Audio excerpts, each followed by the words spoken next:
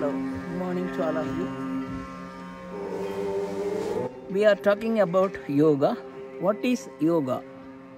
Yoga means union. It has come from the word yuj, Sanskrit word. Yuj means union. Union of whom? Union of the Jivatma with the Paramatma. That is called union. So the soul, this Jivatma, goes and unites with the Paramatma. That is called union. So every yoga, Patanjali yoga, Ashtanga yoga, Kriya yoga, Vipachana yoga, all the yogas, they lead us to the union with the Paramatma. And some yoga, it leads us to enlightenment, awareness of the soul, awareness of the Atma, and enlightenment. Enlightenment should be the ultimate goal of yoga. Otherwise, yoga is of no use. Enlightenment is the final goal. Union is the still ultimate goal.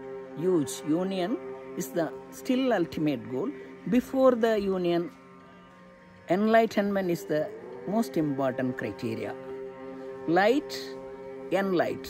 So light, prakash. Enlight means we get Atma Prakash, enlightenment. So every yoga, it should end up in enlightenment. So yoga is not just hand exercise or body exercise or leg exercise. It is not only for the physical. It is for the mind, body, mind and soul. All the three connected, intermingled. It is yoga.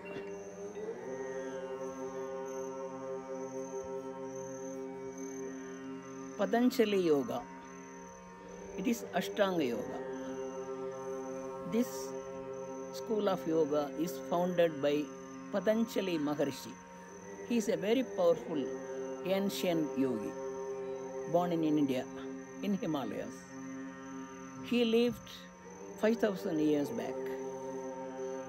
He is the father of yoga, father of the Patanjali tradition. He was a very powerful saint, so powerful that nobody can see him directly. So he will be behind a curtain and take the class for students and for all, address everybody from behind the curtain. Nobody can see him in front. One time, one class was going on. He was behind the screen teaching everybody.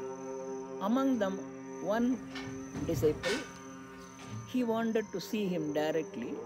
So he came out and then removed the curtain and saw him directly with his eyes.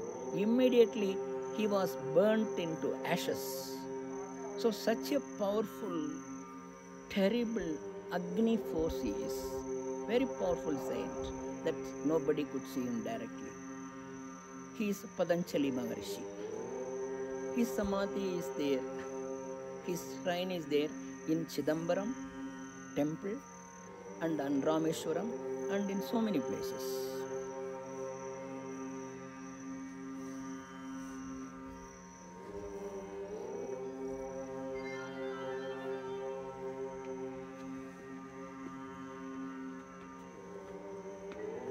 Patanjali yoga, the first yoga and the traditional yoga, it has got 8 limbs, 8 pillars. It is called Ashtanga yoga. Ashtanga yoga means 8 limbs. They are Yama, Niyama, Asana, Pranayama, Pratyahara, Dharana, Dhyan and Samadhi. Samadhi is the final goal. You become equal to the Adi. The Jivatma becomes equal to the Paramatma. That is called Samadhi. Adi. You become equal to it, Samadhi. That is called the enlightenment stage. So all the basic 8 pillars are important. You cannot directly go into yoga unless otherwise you are a disciplined character. Morals are important. Discipline is important. truth, satya in your life is important. All the good principles, good characters, good gunas, all are important. Even though you have to go beyond gunas, you have to reach a stage of nirguna.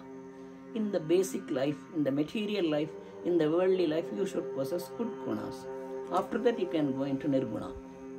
So, all these 8 stages, they teach you how to live faithfully, truthfully, in the path of satya, without telling any lies, without doing any corruption, without doing any harm to anybody. So, leading a perfect yogic life. So all these 8 steps, they take you there. Yama, Niyama, it says that. Then we go to asana. This body is very important. So asana, the role of asana is very, very important. Both saru, right? So asana is most important pillar.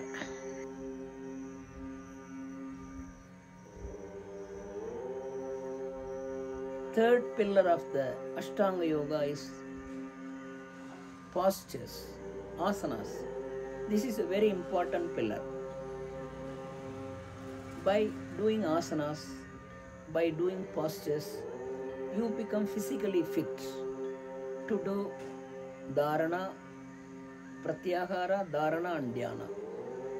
So you must be fit enough to sit in meditation for 1 hour, 2 hours, 3 hours, 4 hours, sometimes 24 hours.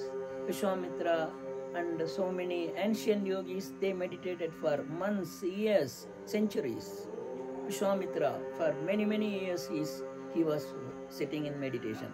For that, you must be physically fit enough to squat and sit, and then sit in Sukhasana, or sit in Vajrasana, or sit in Padmasana, and do meditate without any pain, without any problem. You have to sit for a long time.